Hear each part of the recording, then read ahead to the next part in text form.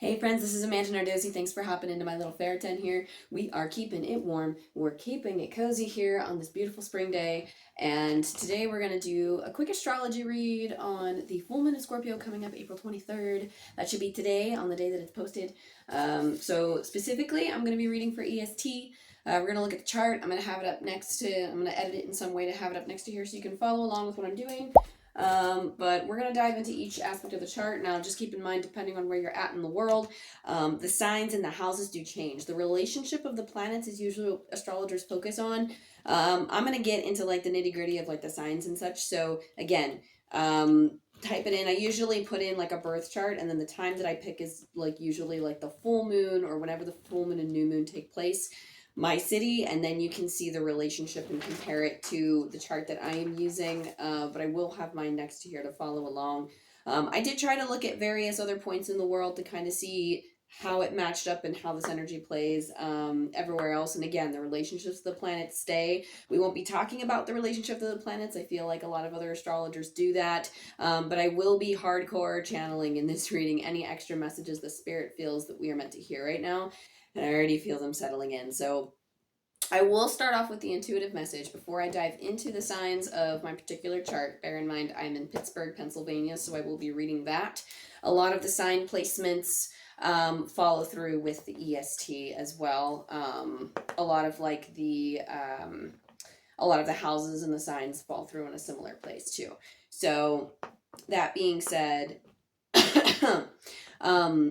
when I was connecting with the general collective energy for this full moon and Scorpio time, regardless of where you're at in the world, first of all, I see like hardcore bright light. Like, I feel like the sun was rising or something, but it was more than just like a divine, it was more than just regular sunshine. It was like some type of divine source, divine light shining through. There's just something incredibly bright about it, and it was almost like the sun was going to come up. The sun was shining on a new day. A lot of you are going through a rebirth process, and some of you, it's almost like you're having this feeling of like being stuck, or there's some type of stuck feeling in some area of your life that's coming up from within, and it's meant to draw your attention at this time. And it's almost like a divine timing. Like these things need to be worked through in order to see the sun rise. It doesn't have to be fully healed. You don't have to come out like 100% a completely different person. You don't have to make a 180 in your life or anything. It's just one of the many things that you'll have to work on in this lifetime. Making a little bit of progress, the sun still rises for you. This change is happening, whether you like it or not, but it is happening in a good way. This is happening in a very soul-fulfilling way to set you on your path.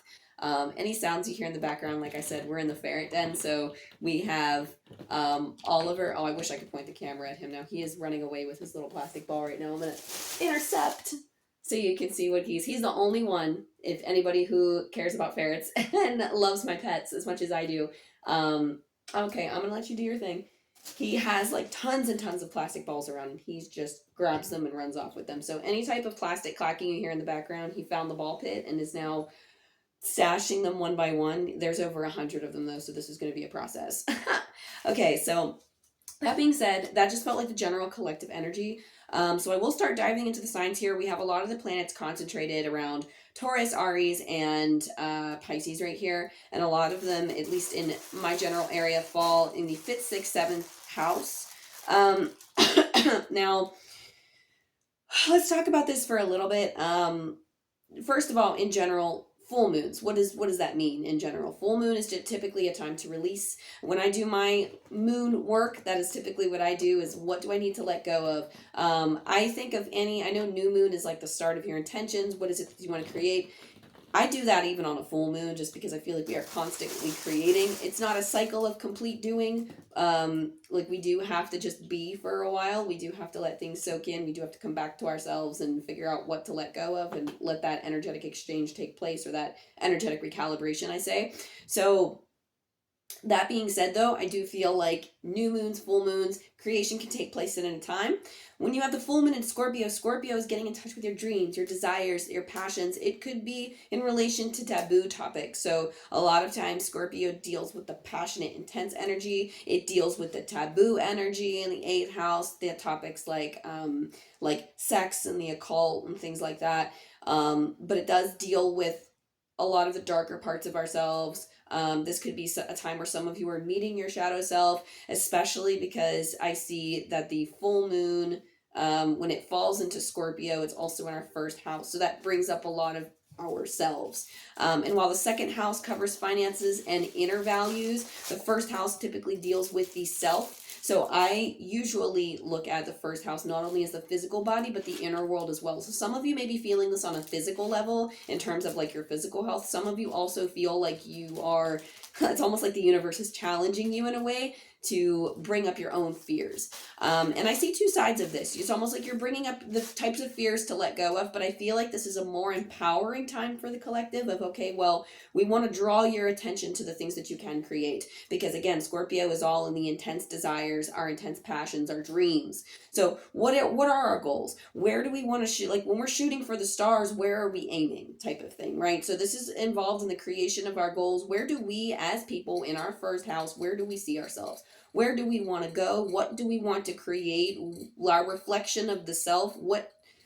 How do we see ourselves standing on top of the mountain? So this has to do with our relationship with the self and our dreams. Okay. So the creation of our dreams and then how we view ourselves on the path to that dream, and also how we view our future self standing on the mountain of that dream. Right. So let's see. And then we have the sun in Taurus. So I'm going to highlight these key areas. We have the sun in Taurus and then the seventh house. So some of you, our one-on-one relationships are highlighted at this time. The sun is the creation. As a lot of people say, the sun is how other people view us. I think it's so much more than that.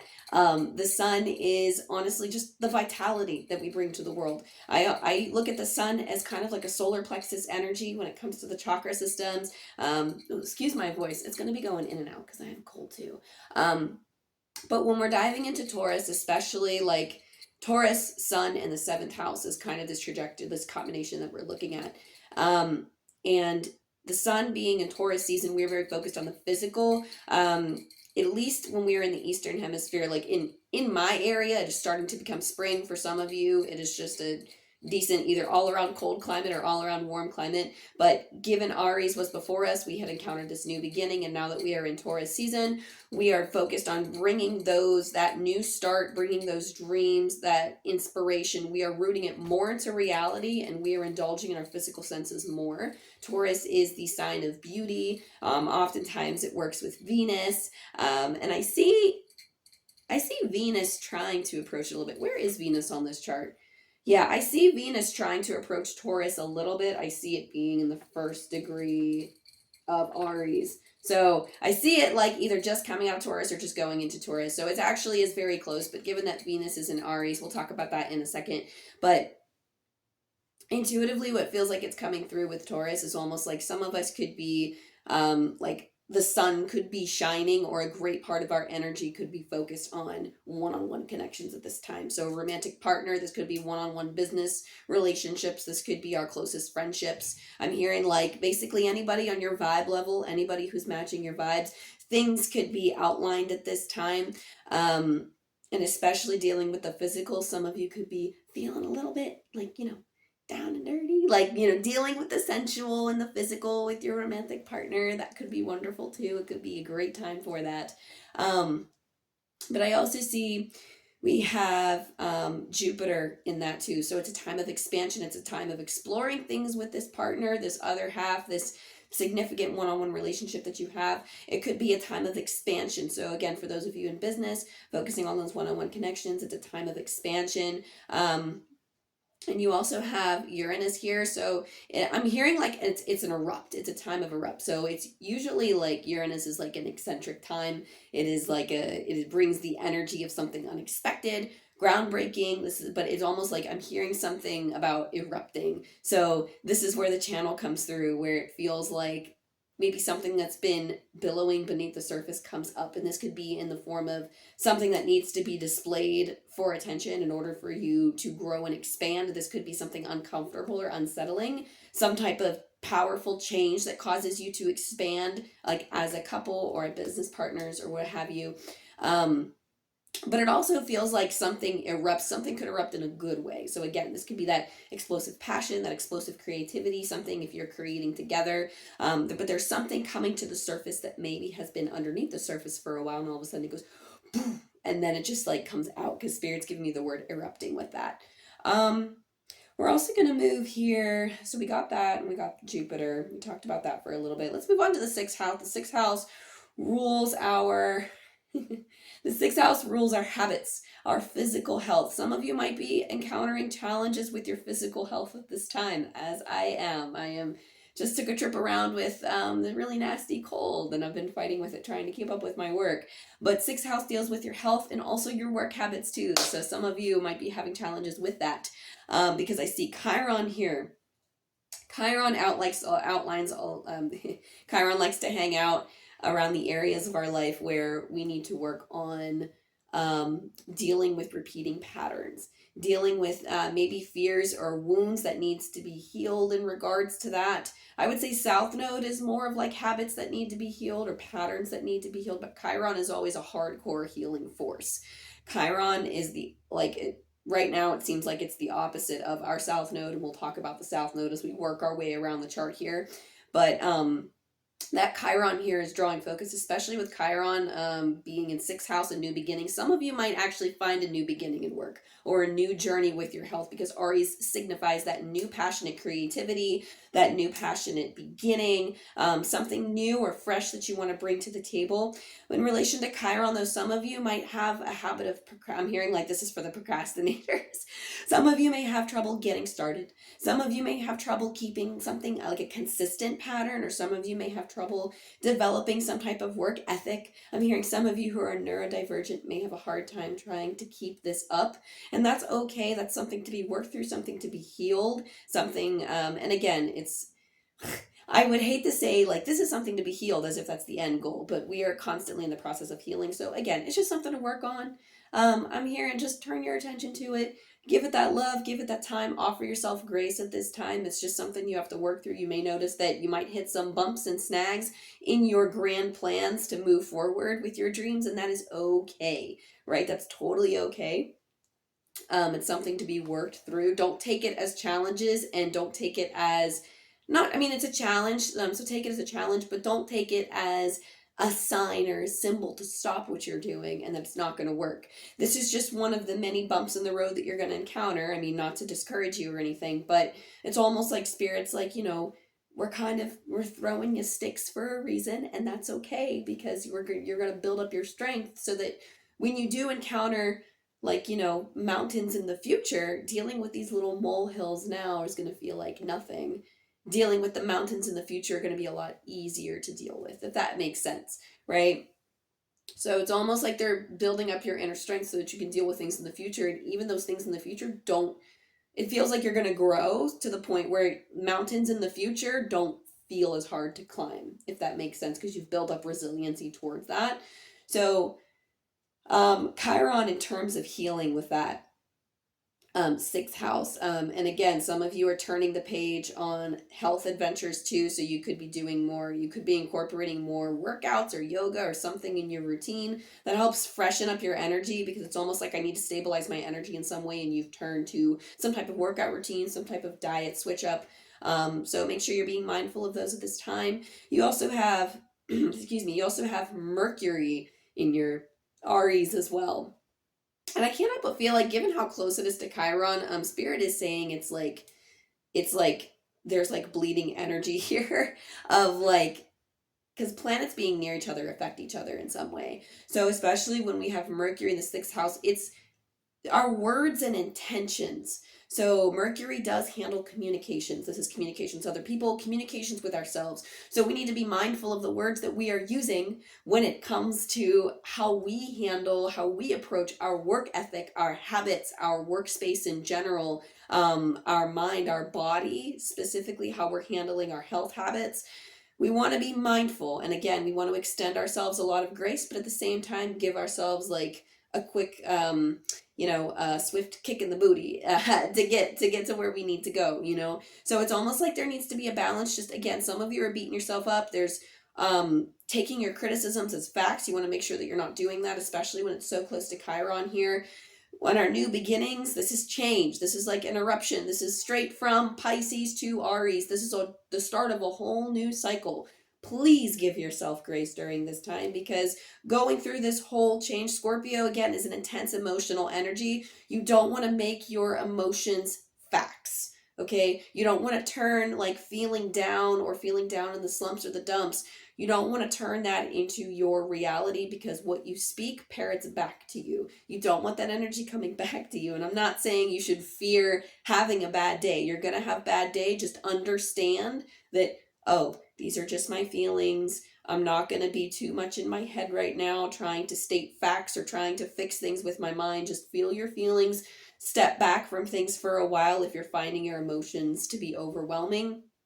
Take a step back, get out of your head for a while, and then when you feel better with a more healthy mindset, then you can tackle what it is. A lot of you just need to work on like emotional regulation to help you get through this next process, and that's okay, because again, there's something about taking your emotions and labeling them or taking them as fact, and spirit's like, let's not do that. You also have Leo here in the same thing. I mean, we got a lot of sixth house energy going on here, so Leo's bringing that energy of optimism, confidence. Again, with that like feeling of expansion, I feel like Leo takes up a lot of energy in the sky, period. Like just the constellation itself, like when you think about astrological energy. And for whatever reason, they're drawing attention to expansion, even though we talked about Jupiter and expanding our relationships. I can't help but feel like Leo is almost like you cannot be afraid to take up space in your work life, in the energy of this new passionate beginning. Let your passion, let your energy, let this intensity take up space. It is a beautiful, amazing fire. Let it consume you. Let it consume other people, because I can't help but feel like other people feed on this energy, like they love your light, but I don't think they feed on it in a bad way. Some of them might, but it's almost like you light other people up with this fire. So it's almost like let that optimism spread. Let yourself shine. Leo is prideful. Leo is optimistic. Leo is outgoing. So let yourself influence others. Let your positivity or let that confidence shine through in your work ethic. Like if you are in the act of creating, or if you're running your own business, or you are just even in creative endeavors at all, in your workspace, even if you're encountering a new cycle in your work, approaching with an air of confidence, speaking well to yourself, speaking well to others, and just understanding that there are wounded parts of us that we don't want to ascribe our emotion to our reality. Keeping those three things in mind are going to be incredibly important. And then we also have Venus here that we have yet to talk about. It's right here. It's right there next to Taurus, but it is 1 degree in Aries, and this is that transition. We are entering this. It's almost like this new lovely feeling time. It's like, again, that Venus with that 1 degree, it almost feels like a self-love, self-care type of thing, because that is the energy of Venus. It is all about beauty. It's all about self-care. It's all about Venus is also like a creativity thing too, especially when we're in Aries. That's a great pair up with Aries, and especially with Taurus, it's bringing something into the physical. So, and again, depending on where you're at in the world, that Venus is going to fall in a different sign or in a different house. So apply it to wherever it is in your chart. But given here with Aries, it's playing in a new beginning field. And again, Spirit's telling me to read it for Taurus too, because it's so close and depending on, again, where you're at. I can't help but feel like this is bringing a new love to your work environment. This is bringing a new love to this passionate new beginning. But it's also learning how to manifest what you love in the material. That's almost like the key thing. Spirit's like coming up from the side. It almost feels like learning to bring this love into the physical, because that Leo, for whatever reason, is very important with this Venus. It's like when you show up in confidence, when you show up like almost like they're showing me like as a squirrel, bright-eyed, bushy-tailed. If you're showing up as this strong, like excuse me, this strong, energetic being with an absolute love for yourself and love for what you do, again, it inspires others, and you're bringing it, anchoring it to the physical. Bring your senses to whatever it is that you're doing too. Like, sharing what you feel, what you experience, what you see, what you hear, what you taste. Like it's almost like bringing those physical things in, because it's almost like the physical. Taurus is about romanticizing like the physical, the novelty, right? It's like experiencing the physical in a very novel way. So that being said, it's almost like when you're bringing that confidence or that flair or that fire to it, it's almost like working in partnership with Venus to bring that self-love, that gentleness. And again, I'm getting like an Empress energy. That's kind of where this fertility thing is coming in, like the Empress in the tarot. It's almost like that's kind of what's shining through, is bringing that. We're really focused on bringing our dreams into the physical for this full moon. Let's move on to the next house here. What do we got? So we have Neptune here in our fifth house. Our fifth house rules a lot of our fun, a lot of our creativity. It's a lot of our social circles. This is just the energy of like outgoing. This is having fun. This is like casual stuff. This is hobbies. Anything that just gives us that fun, again, it's like a sparking that creativity. This is like the creative, the outgoing, the casual house, right? So we have Neptune here. There might be some, and this is why it's important to sit with the full moon in Scorpio, just to get clear on it. But Neptune provides two different things. Two sides of the coin with Neptune. We have, on one side, we have things that offer illusions. So Neptune does rule fears and illusions. So again, when you are getting into the full moon in Scorpio, when it brings up these fears, just know that while we're sitting in this energy, getting clear specifically on what you want. And some of you got clear on this in Ari's season, I'm getting. So if you got clear on this in Ari's season, like, or just recently at the beginning of the year, I'm hearing quite literally the phrase trust yourself. So if you're feeling off or you're feeling weird, just understand, like, again, try not to ascribe a reality to this or a fact to this, but just understand it to be a phase and think back to how passionate and excited you were during the Ari season and how committed you were, or like the vision or the dream that you dreamt.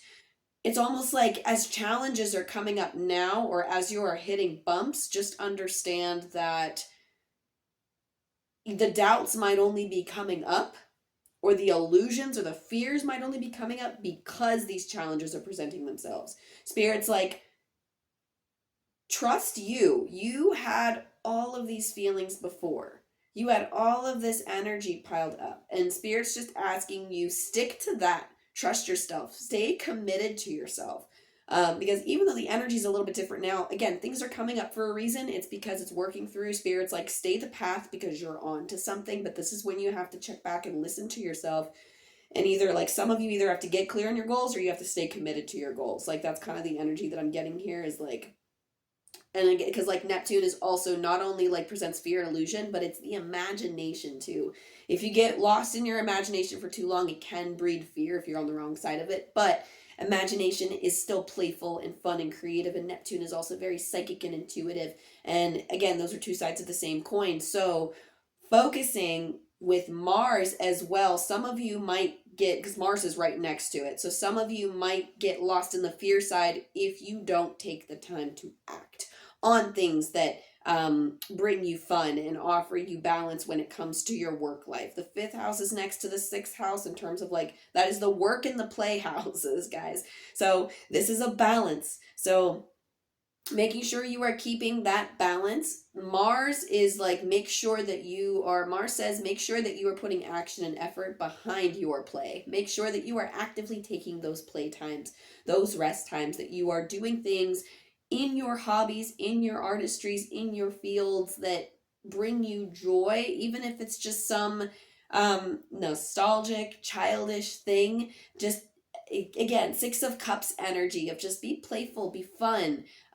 Make sure you are bringing that stuff to the table to help fill up your cup, to help work your imagination and expand it, to help feed you new ideas for that work, for that sixth house.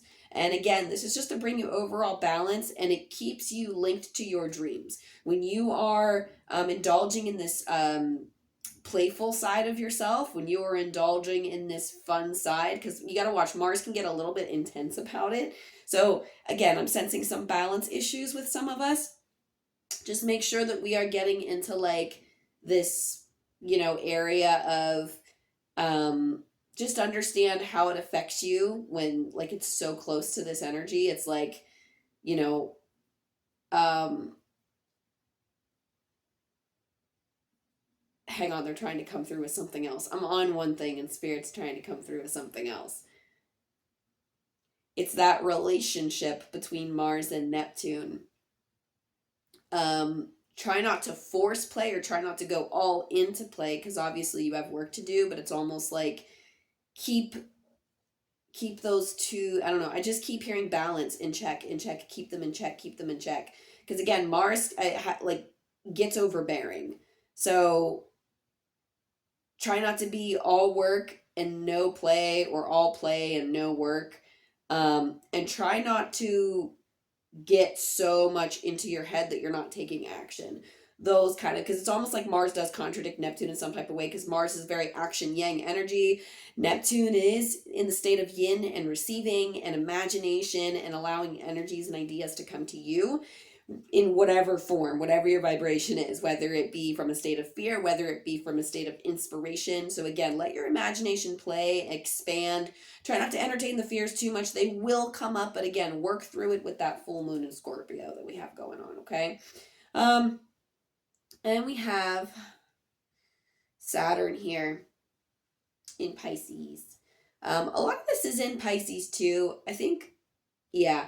So the Neptune and the Mars was in Pisces. So again, that kind of doubles down on the Neptune as well. So again, play in your imagination, play in that fun. It helps feed you creative ideas. It helps expand your imagination. Play is especially important at this time. Just make sure that you're doing it with that Mars, okay? Just don't let it overtake your whole time. But again, it is a very vital role. I'm getting big importance. Big, make sure you are playing. Like if you got to take a break and play video games, if you go out like I don't know, if you're like garden, you haven't done that in a while, and it's something that's really fun for you, or you like diamond puzzles or painting or some, I don't know. Whatever it is that you do, do it. Spirit's like, that's important. You need to like, in the process of doing that, you are getting into this zone where spirit can feed you more ideas for like the rest of your life. So getting clear on your visions and goals, letting that idea come to you like through doing other things, you're also in kind of like a trance state to receive. So that being said, because again, Pisces and Neptune are both intuitive. So the fact that Neptune is in Pisces is like a huge thing. You have Saturn. There's Saturn in Pisces as well. And again, this is like it's almost like as you are putting that effort in with Mars, as you are performing that yang energy, you are receiving with the Neptune, you are getting ideas, you are playing in your imagination, you're being an active participant in your imagination while you're dreaming up your goals. That Saturn is almost like it's almost like you're reforming what was before, because Saturn is mostly the destruction, but I always see Saturn kind of bleeding into the Pluto energy a little bit of like a reformation of some sort. So Saturn is a little bit more discipline. Saturn is discipline, and it's like through discipline we experience change, and then we go through our tower moments, and then we are reborn again. So we are headed towards new cycles, new ascensions this way. So as we are kind of letting the old die, but it's almost like Spirit even doesn't really want you to focus on too hardcore on cutting things away. It's almost like through the process of doing with Mars, through the process of taking that Saturn disciplined energy through to Mars. Like, take that disciplined energy, pair it with Mars to actually do. So, having the discipline to actually do play and do some of you, your creativity blends in with your sixth house. So, some of you could actually be trying to bring your creativity to a career, to your work sphere. And that is the balance, the key here. For others of you, it's almost like, again, that work, like getting clear on what it is you want to do. I'm sorry, that play, staying disciplined to your play schedule is going to help you dream bigger or dream for the things that you actually want. And then you have Pluto in Aquarius. Pluto in Aquarius, we already know it's been here for a while. And again, this is just a time of Aquarius's authenticity. So this is all for this cycle. This is all for staying clear on our authenticity, right? So that being said, oh wait, why is Leo there? You know what? I was talking about Leo, which is interesting because Leo's on the other side of the chart, and I misread Leo as the North Node. So I guess it's so interesting that's because I read Leo as like a expanding type of, which is, so I guess what needed to be channeled through with that got channeled through anyway. So let me go back because, sorry, these things are really small and I don't have my glasses on, but, um, back in Leo, I had not even Leo, it's North Node actually, and I read it as Leo. Um, so I guess I channel it through like that for a reason. So keep all that in mind, but it's still the same. Like North Node are the things that we are meant to learn, the things that we are meant to grow from. And for whatever reason, again, I feel like it's still bringing that Leo, that shining, that optimism, because it does feel like you were heading on the right path with that North Node. You're heading in the right direction. Um, but Spirit's telling me you didn't misread it. You didn't misread it. That's what we wanted. So I was like, okay. But yeah, that's basically North Node energy for Aries, guys. Um, Basically like your path being like the falling in Aries and focusing on work. Like this is a very straightforward path to your purpose, to your goal. It's almost like this new beginning is like feeding your soul in a way. But again, it's almost like spirit wants you to show up with that Leo energy of confidence because there's some type of expansion with that. And North Node, given that it is actually the North Node, it makes a lot of sense that it would be an expansion, because you are actively going through. I think Aries is a powerful time when it comes to North Node because we are on the path, and as we are like, and again, Aries symbolizes change because we are actively working with the energy. We are doing with Aries. We are doing with passion. We are following on our intuitive hits and creative inspiration, and we are heading towards our North Star when we are acting on those things. Regardless of what changes comes into play. So coming back to this Pluto, like I said, Pluto in Aquarius season, again, this is all just trying to get us on the path of our authenticity. I feel like we're always on the path of authenticity, but this is almost like a, you know, bumps to be expected, but like it's almost like Pluto being the rebirth or the reborn type of thing. Like we are rebirthing the collective energy because we are trying to push, like the collective is trying to push everybody, or universe is trying to push everybody to be more authentic. We might have come away from that for a while, but spirit's like, no, we need to bring eccentricity and authenticity back. Some of us are veering off that path a little bit. And then, of course, the South Node in Libra. So some of us may actually be pulled away from areas of peace for a while. Like, Spirit's like, no, we got to shake shit up. Okay. And some of us are actually like healing up things. Like, it's not like you are purposefully, it's not like they want things to like, you know, shake up. It's not like they're purposely trying to give you a hard time, but it's almost like, especially when it comes to the 12th house, it falls in like Libra is falling in the 12th house. Libra is peace, harmony, fairness. But when it's impacting the 12th house, that's our mind. That's our mind. That's things that need to be healed, things that need to be healed in our spirit. I often you say this is like the depression house. Forgive me for saying that, but as somebody who had depression for a while, still struggle with it sometimes, that 12th house often comes up of things that need to be healed. You know, kind of like our own wallowings, but it's also a great house for healing, self-transformation. So when South Node comes up in this, there's a lot of healing and transformation to be had. With Libra, it is calling peace to these areas, but you can't have peace in these areas until you go through the challenges where you have to face them. So South Node, we could be encountering repeating patterns. We could be coming across the same people, the same situations that we feel like we are stuck in. And that kind of draws back to that collective energy that I was connecting with earlier intuitively, where Spirit was trying to feed me something about people feeling stuck. That would be that South Node, like feeling stuck in that 12th house, but it's all like I'm getting it's all in the mind. Like there's so much opportunity, but they want to almost kind of like they're showing you as a stone and they want to crack you open so that you can open up with this. And they're actually showing me that when they crack you open as this stone, there's so much light inside that comes pouring out and just attracts opportunities, attracts like amazing things to them. But it's almost like these challenges need to crack you open. So again, you are meeting the same things again and again, not to torment you, not to torture you, but to bring up these things so that you can put up those boundaries and say no, so that you can actually say no to things that you know don't fit and actually make moves that you've been wanting to make for a long time so that you can start on these new beginnings. You can start on a new beginning at any point in your life. You don't have to follow astrology to do it. Just because it's Mercury retrograde does not mean that you can't start on things, guys. So regardless of when astrology is for you, what's happening, I always feel it is a time to create and put things out there. We can go more into the chart, but I'm going to pull some collective cards to close out the reading. See what else we got during this collective energy time. See if there's anything else Spirit wants to share with you guys. You've made it this far. So we'll see if there's anything else they want to point out. Let's see.